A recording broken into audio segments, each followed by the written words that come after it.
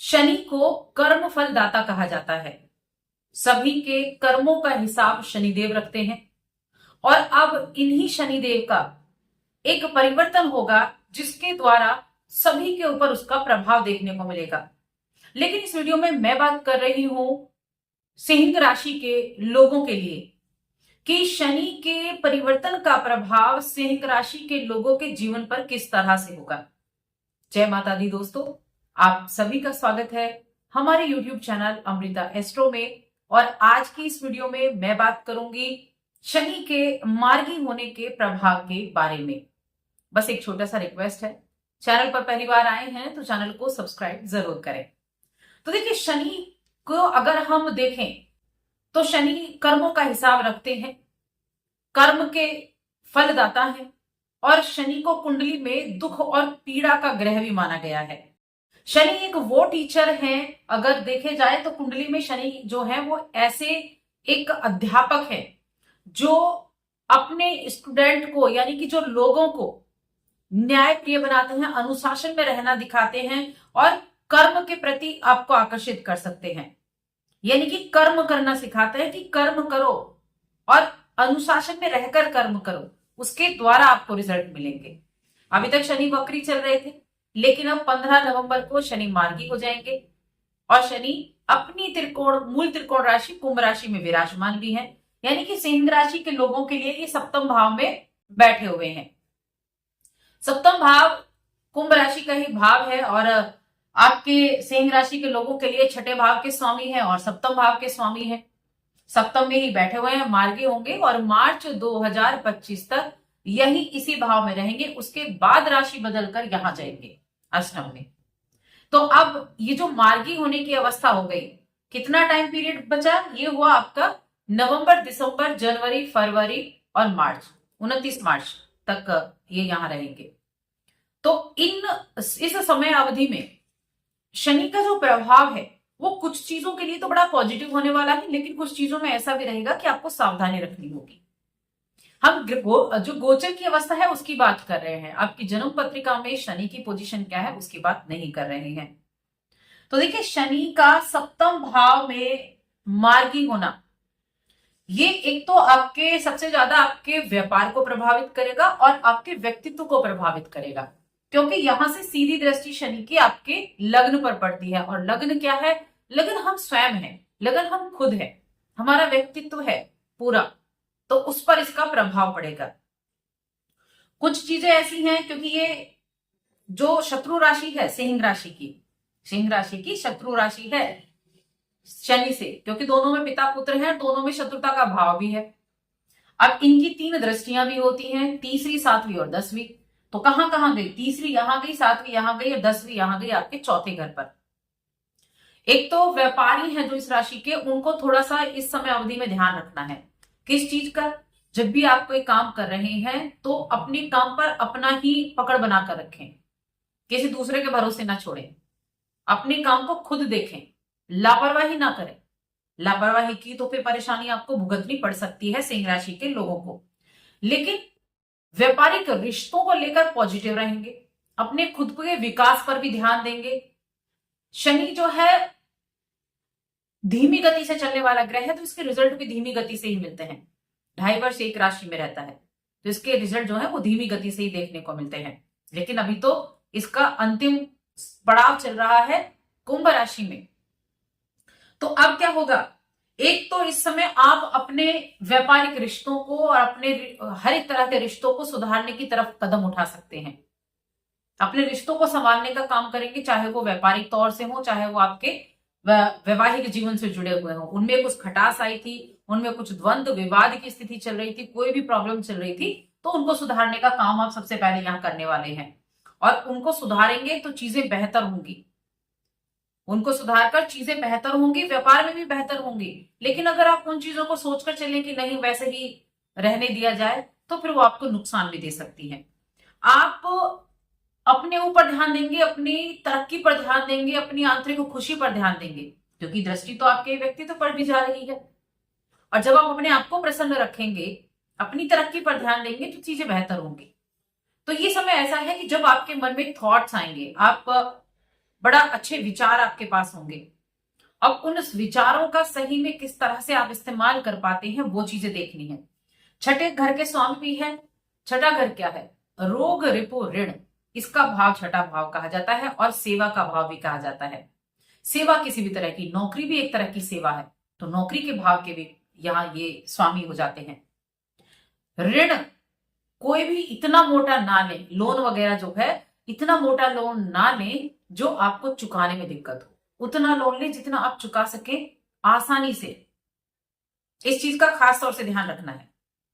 Loan लेते समय तो सावधानी रखनी ही रखनी है, क्योंकि इस समय में आपके लिए ऐसा रहेगा कि अपनी हर एक जिम्मेदारी को आप निभाने की तरफ चलेंगे। जो भी जिम्मेदारी है, कुछ घर में मांगलिक कार्यक्रम, कोई फंक्शन, कोई शादी वगैरह हो सकते हैं, जिसकी वजह से हो सकता है कि आपको लोन लेना पड़ जाए, या फिर व्यापार की वजह से भी आपको लोन लेना पड़ सकता है, या फिर आपकी खुद की मैरिज है, आप विवाह के योग्य, उसके लिए आपको लोन लेना पड़ सकता है। बेटी की शादी, घर में परिवार में किसी की सदस्य की शादी, उसके लिए तो लोन मैंने कहा लिमिट में लेना है आपको, उतना ना ले जो आपके ऊपर भारी पड़े, क्योंकि उसमें आपको दिक्कतें जरूर हो सकती हैं। तो उस चीज के लिए थोड़ा सा सावधानी आपको रखनी होगी। और ये समय देखिए सिंह राशि के लोगों के लिए नए अवसर भी लेकर आएगा। ऐसा नहीं है कि चीजें नहीं होंगी, नए अवसर भी लेकर आएगा। ये क्या है? ये है सेवा का भाव। नई अपॉर्चुनिटीज आएंगी, नए अवसर आएंगे, उन नए अवसरों का लाभ उठाने के लिए भी आपको तैयार रहना है। यहाँ 10वीं दृष्टि आपके चौथे घर पर जा रही है। और चौथा घर क्या है? चौथा घर है माता का, सुख सुविधा का, संपत्ति का, भूमि का, भवन का, वाहन का।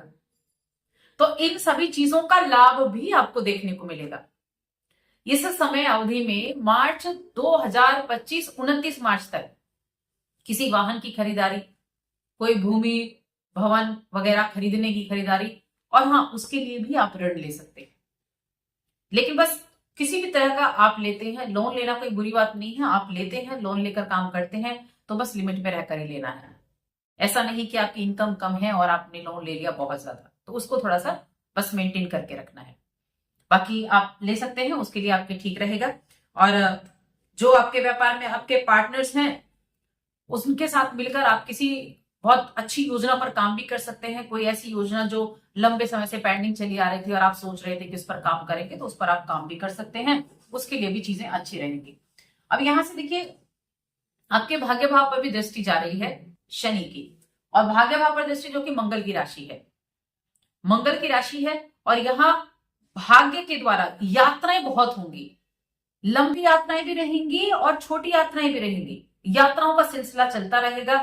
ध्यान इस चीज का रखना है कि व्यर्थ की यात्राएं ना करें। दोस्तों ने कहा चलो चलते हैं, काम कुछ और है लेकिन निकल गए दोस्तों के साथ, वो आपके समय की बर्बादी है, वो आपके समय की बर्बादी है। और इसकी वजह से आप अपने कर्म, जो आपका कर्म है, उस पर आप ध्यान नहीं दे पाएंगे। तो अपने कर्म पर विशेष रूप से ध्यान देना होगा, क्योंकि शनि आपको एक ही चीज सिखाते हैं कि जो आपका कर्म है, जो आपका कार्य है, जो आप कर रहे हैं, उस पर आप लगे रहें, उसको आप अनुशासन से करें। अनुशासन देखिए क्या होता है, कोई एक व्यक्ति अपनी कोई एक योजना बनाकर चलता है, एक आपने एक टाइम टेबल बना के किया कि आपको इस समय ये कार्य करना है और आपको इतना समय तो देना ही है अपनी पढ़ाई को, अपने बिजनेस को, अपने घर वालों को, या अपनी एक अनुशासन बनाया। और एक होते हैं कि टाइम मिला तो मिला, नहीं तो 1 महीने बाद मिल लिए, 5 दिन बाद मिल लिए, 1 हफ्ते बाद मिल लिए। तो जब अनुशासन में रहकर आप कार्य करेंगे तो वहां आपको प्रॉफिट भी देखने को मिलेंगे, वहां आपका व्यापार भी अच्छा चल जाएगा। रिश्तों की बात करें तो जीवन साथी के साथ थोड़ा सा बॉन्डिंग में कमी आ सकती है, तो वहां ध्यान रखें किसी तरह की कोई द्वंद्व की स्थिति ना हो, किसी तरह की कोई दिक्कत ना हो, कम्युनिकेशन गैप ना हो, उसमें थोड़ा ध्यान रखना है।